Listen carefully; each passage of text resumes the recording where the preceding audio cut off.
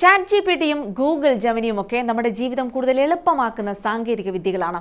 ഈ സാങ്കേതികവിദ്യ ഇത്ര കൃത്യമായി പ്രവർത്തിക്കുന്നതിന് പിന്നിൽ വലിയൊരു മനുഷ്യ അധ്വാനമുണ്ട്. എന്നാൽ ഈ പണിയെടുക്കുന്നവർ കടന്നു പോകുന്നത് കടുത്ത മാനസിക സംഘർഷങ്ങളിലൂടെയാണെന്ന് സൂചിപ്പിക്കുന്ന ഒരു റിപ്പോർട്ടാണ് ദ ഗാർഡിയൻ പുറത്തുവിട്ടിട്ടുള്ളത്. പ്രത്യേകിച്ച് ഇന്ത്യയിലെ ഉൾഗ്രാമങ്ങളിലിരുന്ന് ഡേറ്റ ലേബലിംഗ് ജോലി ചെയ്യുന്ന സ്ത്രീകൾ നമ്മുടെയൊക്കെ സങ്കല്പത്തിനും അപ്പുറമുള്ള മാനസിക പീഡനങ്ങൾ അനുഭവിച്ചുകൊണ്ടാണ് AI പരിശീലിപ്പിക്കുന്നത്. വിശദമായി നോക്കാം. സ്വാഗതം ഇൻഡെപ്തിലേക്ക്.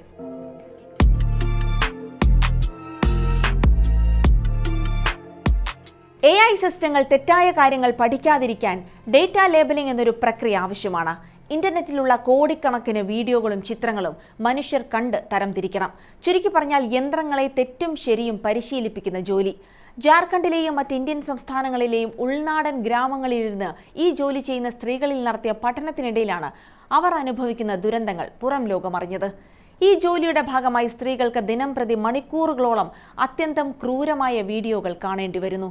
കൊലപാതകങ്ങൾ, ലൈംഗിക അതിക്രമങ്ങൾ, മൃഗങ്ങളോടുള്ള ക്രൂരത, കുട്ടികളെ പീഡിപ്പിക്കുന്ന ദൃശ്യങ്ങൾ, അങ്ങനെ മനുഷ്യ മനസ്സിന് മരവിപ്പിക്കുന്ന കാഴ്ചകളാണ് ഇവരുടെ തൊഴിൽ ലോകം. നമ്മൾ സുരക്ഷിതമായി ഇന്റർനെറ്റ് ഉപയോഗിക്കുമ്പോൾ ഇത്തരം മോശം ഉള്ളടക്കങ്ങൾ നമ്മുടെ മുന്നിൽ വരാതിരിക്കാൻ വേണ്ടി സ്വന്തം മാനസികാരോഗ്യം പണയപ്പെടുത്തിയാണ് ഇവർ ഈ ശുദ്ധീകരണ ജോലി ചെയ്യുന്നത്. In the end you feel blank എന്നാണ് ഈ റിപ്പോർട്ടിലെ ഏറ്റവും വേദനിപ്പിക്കുന്ന വരി. ഇത്തരം ക്രൂരതകൾ കണ്ട് ഒടുവിൽ മനസ്സ് മരവിച്ച് ഒരു വികാരവും തോന്നാത്ത അവസ്ഥയിലേക്ക് ഈ സ്ത്രീകൾ മാറുന്നു. ഒരു ദിവസം 8 മുതൽ 10 മണിക്കൂർ വരെ ഇത്തരം ദൃശ്യങ്ങൾ കാണുന്ന പലർക്കും രാത്രി ഉറങ്ങാനോ ഭക്ഷണം കഴിക്കാനോ കഴിയുന്നില്ല. സ്വന്തം കുഞ്ഞുങ്ങളെ പോലും സ്നേഹത്തോടെ ഒന്ന് നോക്കാൻ പറ്റാത്ത വിധം അവർ കടുത്ത വിഷാദത്തിലേക്ക് വീണു പോകുന്നു. നമ്മൾ സുരക്ഷിതമായി ഇന്റർനെറ്റ് ഉപയോഗിക്കാൻ വേണ്ടി ഒരു കൂട്ടം സ്ത്രീകൾ അവരുടെ സമാധാനം വിറ്റുകൊണ്ടിരിക്കുകയാണെന്നാണ് ഈ അവസ്ഥയെ ഗാർഡിയൻ വിശേഷിപ്പിക്കുന്നത്.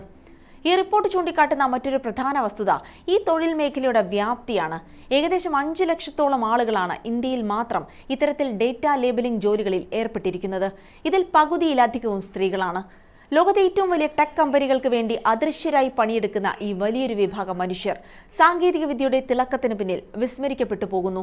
തങ്ങൾ കാണുന്ന ഉള്ളടക്കത്തെക്കുറിച്ച് ആരോടും സംസാരിക്കാൻ പാടില്ല എന്ന കർശനമായ കരാറുകളിൽ ഇവർ ഒപ്പിടേണ്ടി വരുന്നതിനാൽ തങ്ങൾ ചെയ്യുന്ന കാര്യങ്ങളെക്കുറിച്ച് കുടുംബത്തോടോ സുഹൃത്തുക്കളോടോ തുറന്ന് സംസാരിക്കാൻ പോലും ഇവർക്ക് കഴിയുന്നില്ല. ഇത് അവരെ വലിയ രീതിയിലുള്ള സാമൂഹിക ഒറ്റപ്പെടലിലേക്കും മാനസികാഘാതത്തിലേക്കും നയിക്കുന്നു. കേവലം വീഡിയോകൾ കണ്ടു തീർക്കുന്ന ലളിതമായൊരു ജോലിയല്ലിത്. കൃത്യമായ സമയപരിധിക്കുള്ളിൽ നിശ്ചിത എണ്ണം ഡേറ്റ ലേബൽ ചെയ്യണമെന്ന കർശനമായ ടാർഗറ്റുകൾ ഇവർക്ക് മുന്നിലുണ്ട്. 1 മണിക്കൂറിൽ ഇത്ര വീഡിയോകൾ തരംതിരിക്കണം എന്ന സമ്മർദ്ദം കാരണം മനസ്സിൽ തട്ടുന്ന ക്രൂരമായ ദൃശ്യങ്ങൾ കണ്ടാൽ പോലും അതിൽ നിന്ന് മാറി നിൽക്കാനോ ഒന്ന് വിശ്രമിക്കാനോ ഇവർക്ക് സാധിക്കുന്നില്ല. ഇത്തരം ജോലിയിൽ പ്രവേശിക്കുന്നതിന് മുൻപ് ഇവർക്ക് ജോലിയെക്കുറിച്ചുള്ള മുന്നറിയിപ്പുകളോ ട്രെയിനിങ്ങോ നൽകുന്നുമില്ല. ഇത്രയും ഭീകരമായ ദൃശ്യങ്ങൾ കാണുന്ന തൊഴിലാളികൾക്ക് കൃത്യമായ കൗൺസിലിങ്ങും ഇടവേളകളും നൽകണമെന്ന നിയമമുണ്ടെങ്കിലും അതൊന്നും ഇവിടെ പാലിക്കപ്പെടുന്നില്ല. അവർ യന്ത്രങ്ങളെപ്പോലെ പണിയെടുക്കാൻ നിർബന്ധിതരാകുകയാണ്. ഇത്രയും വലിയ റിസ്ക് എടുക്കുന്ന ഇവർക്ക് ലഭിക്കുന്നതാകട്ടെ വളരെ തുച്ഛമായ ശമ്പളമാണ്. വൻ ആഗോള ടെക് കമ്പനികൾ ഇത്തരം ജോലികൾ ഇന്ത്യയിലെ ചെറിയ ഏജൻസികൾക്ക് ഔട്ട്സോഴ്സ് ചെയ്യുകയാണ് പതിവ്. വീട്ടുജോലികൾക്കിടയിൽ ചെയ്യാമെന്നതും പുറത്തുപോയി ജോലി ചെയ്യാൻ സാഹചര്യമില്ലാത്തതുമാണ് സ്ത്രീകളെ ഈ കിണിയിൽ വീഴ്ത്തുന്നത്. പാശ്ചാത്യ രാജ്യങ്ങളിലെ ഉപഭോക്താക്കൾക്ക് ശുദ്ധമായ ഡിജിറ്റൽ അനുഭവം നൽകാൻ വേണ്ടി 3ാം ലോക രാജ്യങ്ങളിലെ ദരിദ്രരായ തൊഴിലാളികളെ കൊണ്ട് ഇന്റർനെറ്റിലെ അഴുക്കുകൾ കുറഞ്ഞ വേതനത്തിൽ വൃത്തിയാക്കിപ്പിക്കുന്നു എന്ന വലിയൊരു രാഷ്ട്രീയ വിവേചനത്തെക്കുറിച്ച് കൂടിയാണ് ഈ റിപ്പോർട്ട് പറഞ്ഞു വെക്കുന്നത്.